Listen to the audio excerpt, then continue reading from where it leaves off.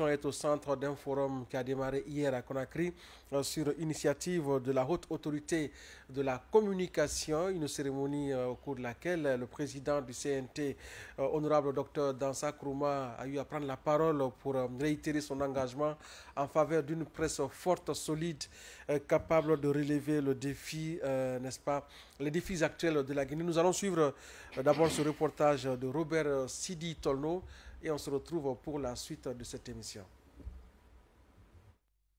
Le forum sur l'avenir de la presse en Guinée qui a ouvert ses portes ce matin à Conakry réunit, outre les représentants d'organes de régulation venus du Mali, de la Côte d'Ivoire, du Sénégal et du Maroc, plusieurs hautes personnalités. Cette initiative sous la houlette de la haute autorité de la communication se veut une tribune d'échange entre hommes des médias pour enfin construire l'avenir de la presse guinéenne. Ce sera une occasion pour les participants de trouver les solutions idoines aux nombreux problèmes qui assaillent cette corporation.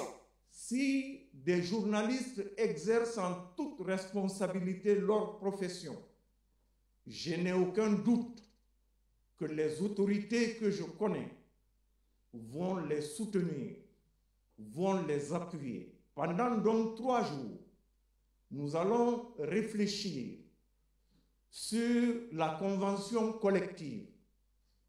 Parce qu'un journaliste mal rémunéré est un journaliste exposé. Ensuite, si les journalistes et le syndicat parviennent à un texte consensuel pour donc faire la convention collective, je suis convaincu que les journalistes seront à l'abri. Et en même temps, il faudra créer l'organe d'autorégulation pour que le tribunal des pairs s'exerce. Les 3 jours de débat sur l'avenir de la presse guinéenne initiés par la HAC pourraient déboucher sur les recommandations majeures. Les défis que rencontre la presse, nous le constatons, sont immenses. Pour que la presse puisse continuer à jouer efficacement son rôle dans nos sociétés, il est essentiel pour les régulateurs, institutions étatiques, sociétés civiles, de créer un environnement propice à son épanouissement. Ce forum nous en donne l'occasion. Pour cela, aucune contribution ne sera de trop. Bien au contraire, toutes participeront à la construction de cette presse libre, indépendante et responsable que nous appelons tous de nos voeux.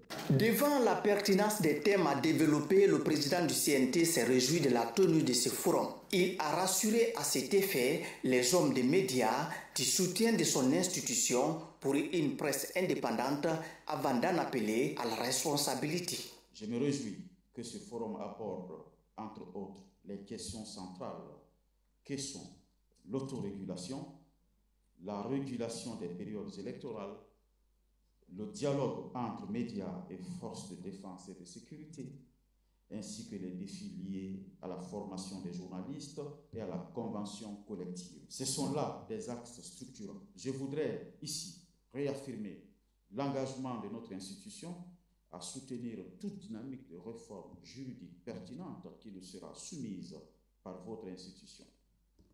Nous sommes également engagés dans le cadre de la vulgarisation de la Constitution à œuvrer avec les médias pour qu'un débat inclusif, apaisé et pédagogique soit mené dans toutes les régions, toutes les préfectures et les missions diplomatiques de la Guinée à l'extérieur.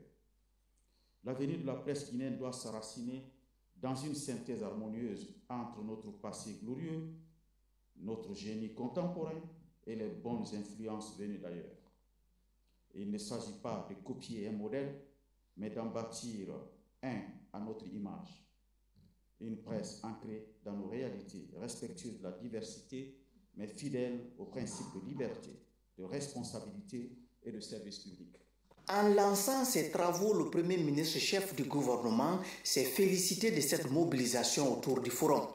Amadou Ouriba a réitéré l'engagement de son gouvernement dans l'accompagnement de toute initiative qui concourt au bien-être de la presse guinéenne. Avec l'initiative du président de la haute autorité de la communication, le temps de la raison est venu. D'où la nécessité d'utiliser ces 3 journées pour aller en profondeur dans le cadre d'une introspection, pour faire émerger de nouvelles dynamiques qui ne soient pas des dynamiques administratives, mais des dynamiques souhaitées, voulues par les acteurs de la presse de manière générale, pour eux et par eux-mêmes, pour parvenir à passer à un second palier permettant à la presse, dans le contexte d'aujourd'hui, d'évoluer en bonne intelligence avec les évolutions institutionnelles politiques en République de Guinée. Vous devez mettre en avant votre responsabilité de dirigeant d'entreprise avec la prise en compte que dans l'entreprise, des hommes et des femmes vivent du fait que cette entreprise est en activité. Cette réalité ne nous échappe guère. Mais c'est la nécessité, dans le cadre des dynamiques de refondation, d'amener l'ensemble des acteurs de la société de ce pays, en toute chose, de mettre en avant la notion de responsabilité. La cérémonie d'ouverture du Forum sur l'avenir de la presse guinéenne a été marquée par la remise de certaines cartes professionnelles aux hommes des médias, histoire de les faciliter l'accès à l'information. Voilà donc 3 jours de réflexion, 3 jours d'introspection, n'est-ce pas, au sein de la famille de la presse pour une presse guinéenne plus dynamique, plus professionnelle. Mohamed Bari. Oui, il faut dire quand même que ce forum notamment se tient dans un contexte crucial de refondation de notre pays et une refondation institutionnelle et pourquoi pas démocratique, parce qu'il faut rappeler également que voilà, ce forum est rendu aussi possible grâce à la clairvoyance du président de la République qui a soutenu également le président de la Haute Autorité de la Communication dans ce projet, mais aussi le Premier ministre. Voilà, c'est qu'il faut dire aujourd'hui que ce forum, pour moi, il intervient à un moment crucial dans l'avenir de la presse guinéenne, parce qu'on sait qu'une presse qui traverse des périodes, je ne dirais pas difficiles, mais quand même tumultueuses de son histoire, parce que tout simplement, vous le savez que voilà, on ne peut pas dénuer la réalité. Il y a certains certains médias qui sont fermés. Voilà, on peut être assujetti à dire que voilà, nous sommes dans une période où il n'y a pas de liberté de presse, ce qui n'est pas évident, parce que tout simplement, il y a de la lecture qu'il faut faire. Maintenant, moi je me dis qu'aujourd'hui, il y a de la nécessité. Pour moi, ce forum ne doit pas être seulement un forum de dénonciation ou un forum de résistance, mais ça doit être un forum où on va poser les jalons de l'avenir d'une presse responsable, libre, mais respectueuse de nos valeurs ancestrales et culturelles. Parce que le problème qu'on a en Afrique, en général, c'est qu'on aime exporter la liberté. Importer plutôt. Oui, importer les façons de faire des autres sous l'empire du droit, de la liberté d'expression. Penser que ce qui se fait en France ou aux États-Unis est transposable de façon Guinée, haute mécanique. Justement, sans tenir compte des réalités socio-culturelles. Donc, il y a cet aspect-là. Deuxième problème pour moi auquel la presse guinéenne fait face aujourd'hui, c'est qu'il y a la question de la formation qui reste aussi une question épineuse qu'il faut aborder. Parce que tout simplement, s'il n'y a pas de formation, vous ne pouvez pas avoir la possibilité d'avoir des journalistes responsables. L'autre défi également, c'est le défi du fonctionnement, même notamment de l'environnement médiatique, que ce soit les entreprises, que ce soit du côté traitement des journalistes. Parce qu'aujourd'hui, vous avez des entreprises de presse qui sont créées sans respecter un certain nombre de principes, et vous avez des journalistes qui travaillent avec des conditions vraiment qui ne sont pas responsables, parce que tout simplement le traitement n'y est pas, mais aussi à côté vous avez aussi un autre mode de journalisme aujourd'hui qui explose en Guinée. Yacine, je ne veux pas dire que je suis d'accord avec lui dans son diagnostic par rapport également à l'infiltration de la presse, mais ce qui reste clair, la réalité est qu'aujourd'hui nous avons des joints à la liste à la place des journalistes qui aujourd'hui par le biais... Oui, mais attention, Bari, quand le président de la HAC dit qu'il a l'impression que la presse est infiltrée, parce que la presse on va dire, infiltrés par des gens. Malheureusement, c'est un constat que nous faisons entre nous. C'est un constat. Lorsque les gens font le tour et qu'ils n'ont rien à faire, et qu'ils n'ont rien trouvé à faire ailleurs, c'est un constat qu'il a fait, pas une impression, c'est un constat. C'est de ça que je parle. C'est un constat qu'il a fait. C'est un constat. Et c'est une réalité que nous partageons tous. C'est de ça que je parle. Je dis bien, nous avons l'impression aujourd'hui que nous avons des joints à la liste que des journalistes. Parce qu'aujourd'hui, c'est vrai qu'on va me dire que le métier de journaliste c'est un art.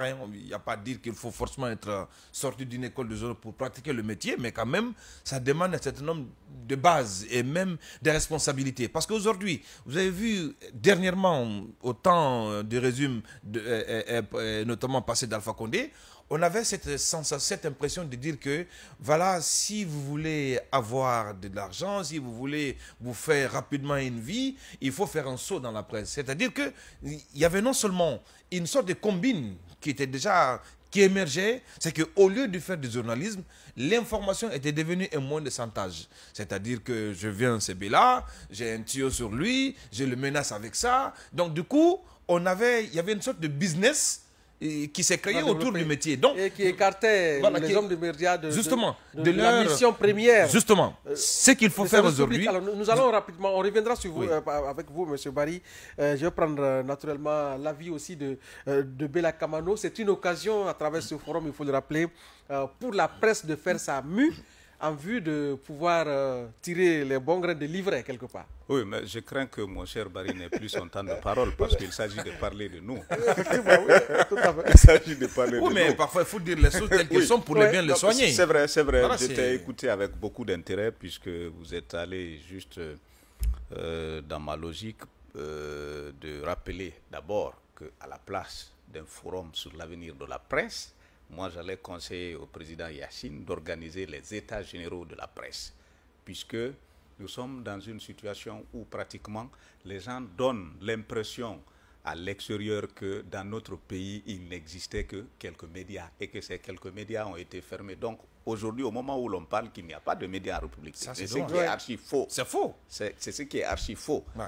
Il y avait sur une quarantaine de médias, une cinquantaine de médias, un certain nombre de médias que les autorités ont jugé ne pas être conformes aux règles qui régissent le fonctionnement des médias en République de Guinée. Et ces autorités ont décidé de fermer ce nombre de médias. Ce n'est pas tous les médias qui ont été fermés.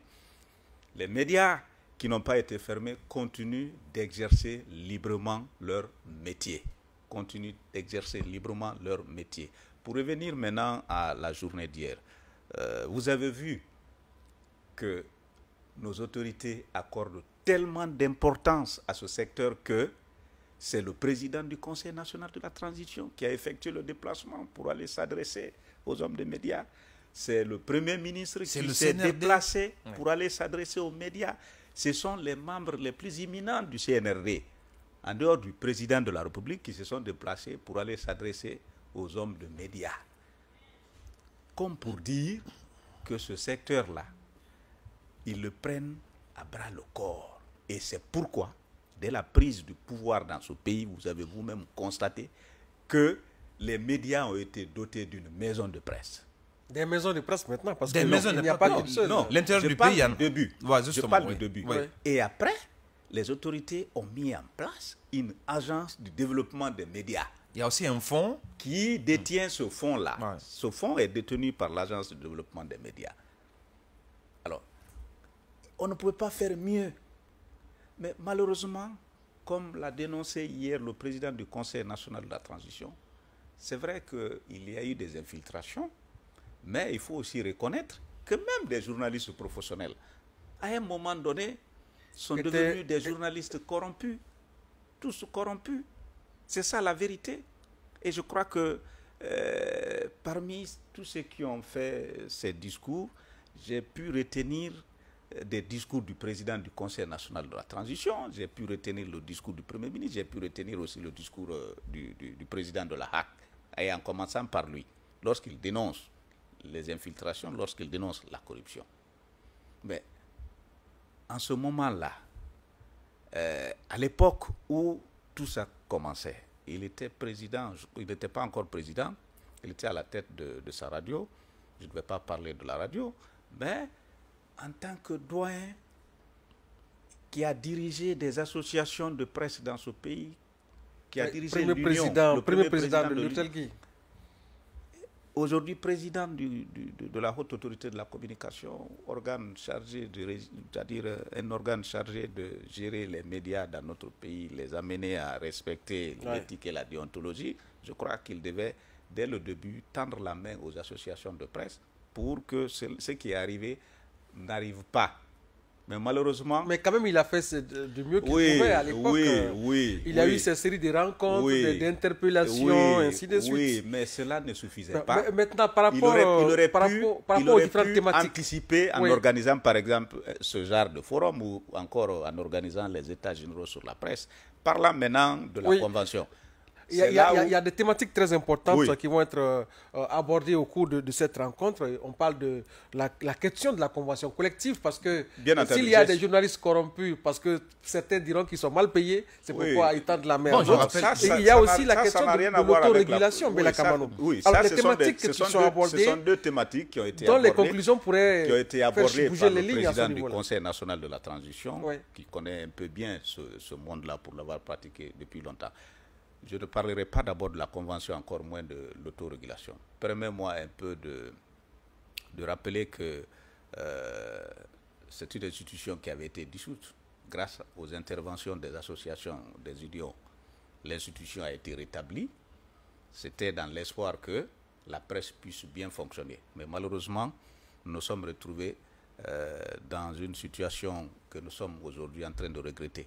Pour revenir à cette convention, nous allons parler de convention, mais revenons un peu au respect de l'éthique et de la déontologie.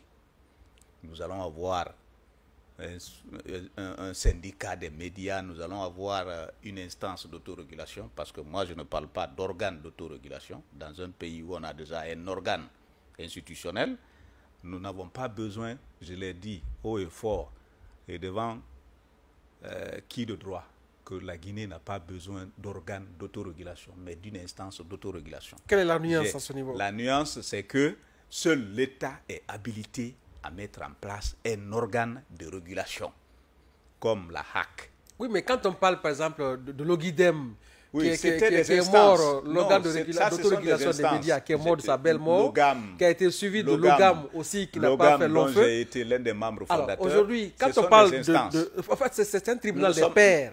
Naturellement. Je connais bien le domaine. Est-ce que vous ne pensez pas qu'il est important? Je connais bien le domaine. Vous ne pensez pas qu'il est important, Bella Kamano, qu'il faille trouver d'abord un espace dédié aux hommes des médias entre eux, lorsque un acteur du secteur viole les dispositions tu parles d'un secteur que je connais bien.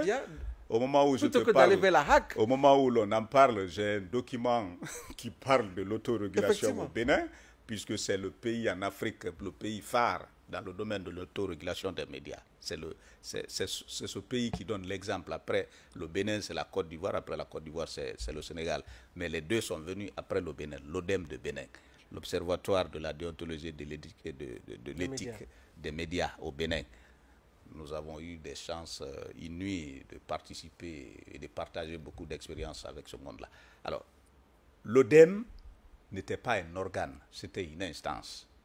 C'est là où les hommes expérimentés dans le secteur se retrouvent pour mettre en place un mécanisme leur permettant de corriger les lacunes. D'abord, il faut commencer par les lacunes, mais aussi les manquements dans l'exercice de notre métier. Quand je dis des hommes expérimentés, il ne suffit pas d'avoir au sein de l'instance seulement des journalistes. Au Bénin, par exemple, qui nous inspire, au Bénin, vous avez au sein de l'ODEM même des travailleurs des ministères. Le ministère de la Communication doit avoir un représentant au sein de l'organe de l'autorégulation. Le ministère de la Défense doit avoir un représentant. Vous allez me demander pourquoi. Le ministère de la Justice doit avoir un représentant au sein de l'organe d'autorégulation. Le ministère même de l'Intérieur doit avoir un membre au sein de l'organe d'autorégulation. Les associations de presse doivent avoir leurs représentants au sein de l'autorégulation. les plateformes même de la société civile doivent avoir leurs représentants au sein de l'autorégulation. Comment une telle composition pourra créer une harmonie? Très bien. Est-ce que ça va pas renforcer plus le fossé que même le ministère de l'Intérieur, lorsque vous avez par exemple un journaliste qui a été arrêté parce qu'il a publié un article qui a fini par choquer l'entreprise qui l'incrimine ou l'homme qui l'incrimine, l'entreprise prend automatiquement des décisions de l'arrêter en l'envoyant à la gendarmerie ou à la police. Si vous avez un représentant du ministère de la Défense, qu'il soit gendarme ou qu'il soit fantassé ou qu'il soit de la police, vous pouvez, en tant que représentant au sein de l'organe d'autorégulation, passer par ce dernier pour qu'il soit automatiquement libéré avant que le journaliste ne se retrouve face aux membres qui composent l'organe d'autorégulation. En tout cas, l'organe doit être majoritairement composé, ou pas essentiellement, mais majoritairement composé des journalistes qui maîtrisent l'éthique et la déontologie. Moi, j'avais cru comprendre, peut-être vous allez nous aider à mieux comprendre, j'avais cru comprendre que cette instance dont vous parlez pourrait beaucoup plus jouer son rôle d'éveil que d'intercession. Parce que si un journaliste s'écarte des règles qui régissent le fonctionnement du métier, il doit être interpellé d'abord avant qu'il ne soit devant la HAC ou devant un tribunal. Il doit être d'abord interpellé par l'organe de régulation. C'est pour prévenir qu'il faut, en tout cas pour faire des interventions rapides, qu'il faut avoir les représentants des ministères comme l'Intérieur, comme la Défense. Il faut avoir un représentant aussi du ministère de la Justice. Parce qu'il peut y avoir procès expéditif pour prendre le journaliste, le mettre sous mandat de dépôt, automatiquement on le dépose. Mais si vous avez quelqu'un du ministère de la Justice, il peut intervenir. C'est pourquoi l'autorégulation dans un pays ne doit pas être un organe, sinon il s'érige en concurrent de l'organe institutionnel qui a été mis en place par l'État pour réguler.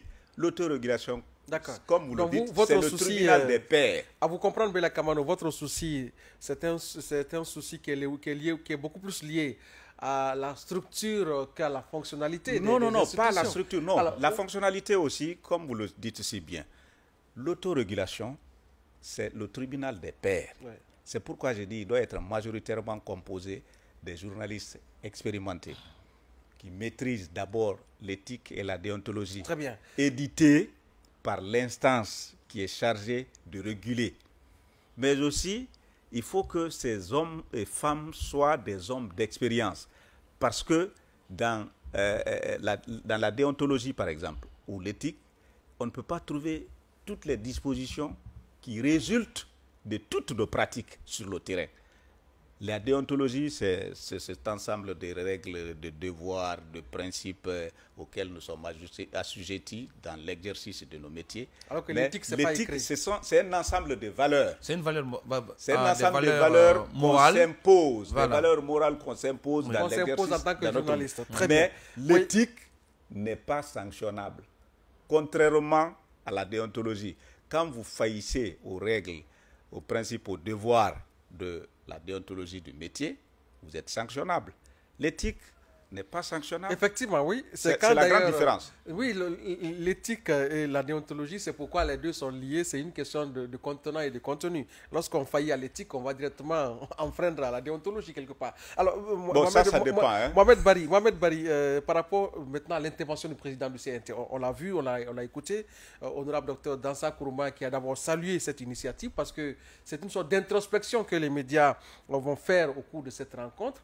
Mais aussi, il n'a pas manqué de rappeler que l'institution a toujours besoin, comme cela a toujours été le cas, de la presse dans le cadre de la vulgarisation de la Constitution. Justement, vous le savez quand même qu'avant qu'il ne soit président du Conseil national de la transition, Dr Dansa Kourouma a été quand même l'un des acteurs de la vie nationale qui a côtoyé c'est un défenseur de la presse, la presse.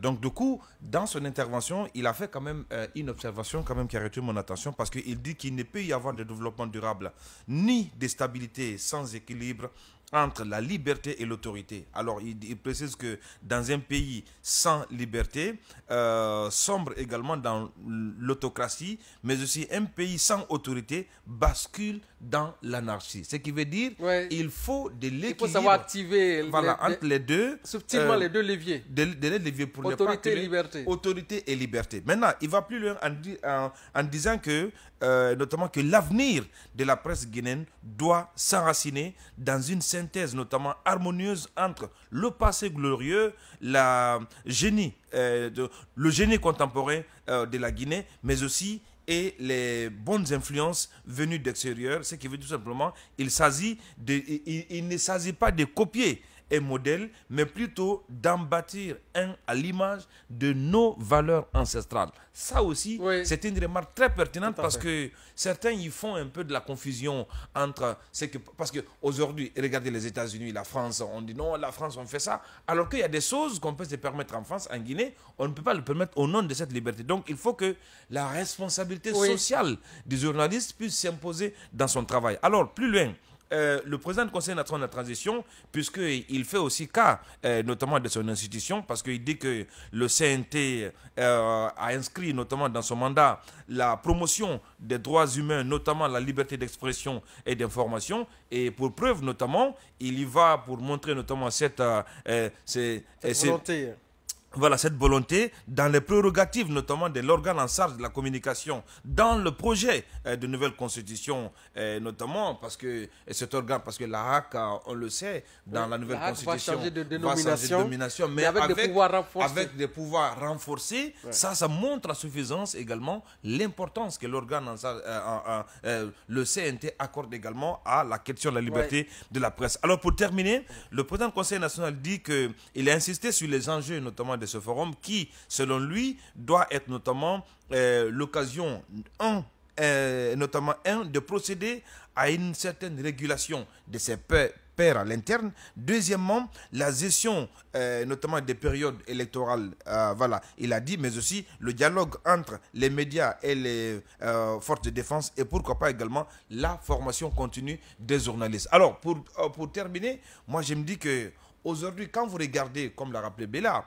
le contenu de ces discours de ces représentants, notamment de l'État, des autorités de la transition au cours de ce forum, montre à suffisance qu'il y a de l'importance qui est accordée au secteur de la presse. Mais sauf que, est-ce que la question de l'existence des médias au détriment de la cohésion et au détriment de la paix nationale, moi, je préférerais quand même qu'on ait plus de dispositions par rapport à la préservation de la culture nationale. Donc, sur ce, il faut quand même que ce forum-là puisse nous permettre, nous, en tant que journalistes, de faire notamment des introspections par rapport à ce qu'on est en train de faire comme travail, avant également de se projeter vers l'avenir. Maintenant, sur la question de la convention collective, sur la question, je rappelle quand même que j'ai été... Même dans ce studio, on sent que la question de la presse est assez passionnante. Pourquoi je disais que ça va être parce que je rappelle quand même que, voilà, nous avons été les membres fondateurs du syndicat de la presse de Guinée. L'initiative de la convention collective est partie de notre syndicat. On a bataillé, mais sauf que le problème dans la mise en œuvre de cette convention collective, il y a d'abord des facteurs notamment endogènes qui fait que ça ne peut pas espérer. Premièrement, vous avez des entreprises de presse qui sont créées parfois dans la fausseté, des entreprises qui ne respectent pas les principes établis en termes de création. Il faut avoir un compte bancaire bien garni, il faut avoir des installations, il faut avoir des moyens pour... Donc, oui, mais peut-être ça, ce sont des... Ça n'existe pas. Ça, c'est un aspect un peu marginal parce que Mohamed Bari, lorsqu'on a affaire à un média qui ne fait pas de recettes, comment voudriez-vous que le journaliste soit très bien payé? Justement. Il y a aussi ces contraintes que les patrons de presse ont. C'est de ça que je parle. Et aujourd'hui, moi j'estime que pour que cette convention, parce que c'est vrai qu'on peut l'adopter, mais pour qu'elle puisse être viabilisée dans la réalité, il faut qu'on fasse un assainissement du secteur. C'est qu'aujourd'hui, quand vous regardez la subvention que le président de la République donne aux médias, mais dans le partage, c'est tout un combat. Parce que vous avez des médias guinéens.com qui n'existent pas du tout. Donc, il faut qu'il y ait d'abord l'assainissement du secteur, qu'on puisse décanter entre les véritables entreprises et les fausses entreprises, les bons organes et les mauvais organes. Comme ça, et pour y arriver, je crois... C'est d'où l'intérêt de ce forum d'ailleurs, parce que toutes ces questions peuvent être débattues là et ensemble de façon collégiale. Mais il fallait plutôt faire les états et droits. Parce qu'on est un peu bousculé par le temps, Bella Kamano, l'aspect que le président du CNT a abordé par rapport à la place que l'institution accorde au monde des médias à travers ce projet de nouvelle constitution, mais aussi sa partition dans le cadre, bien sûr, de la vulgarisation de la Constitution. Oui, il a chuté sur justement cette participation qu'il compte réserver aux médias, mais aussi il a rappelé à l'ensemble... À moins qu'il les renouvelle, hein, parce que dans l'avant-projet, les médias ont joué un rôle très important. C'est vrai, il a aussi rappelé que le Conseil national de la transition se met entièrement à la disposition de la haute autorité de la communication en ce qui concerne les lois qui vont désormais gouverner le monde des médias en République de Guinée.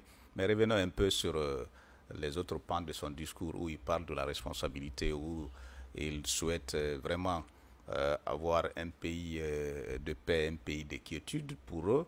Encore une fois, dire à nos auditeurs et téléspectateurs qu'il veut mettre en exergue, mettre en selle la responsabilité d'un journaliste, puisque c'est le plus important.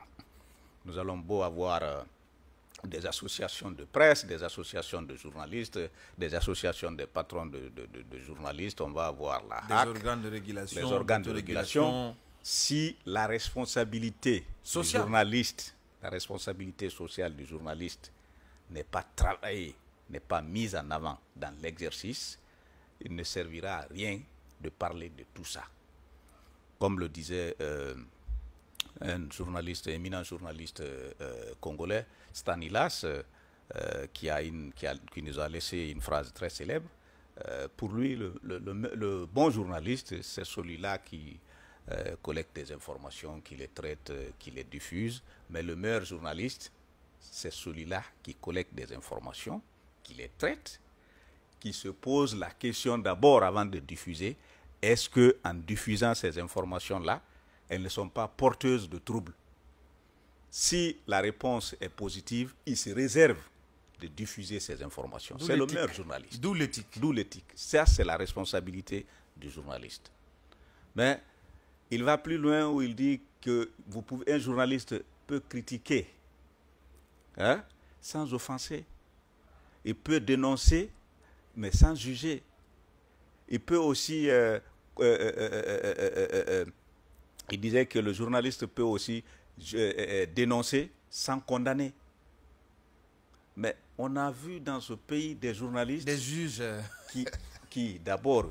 On vous passe à l'interrogatoire. Voilà, qui jugeaient, qui condamnaient... Qui menaçaient.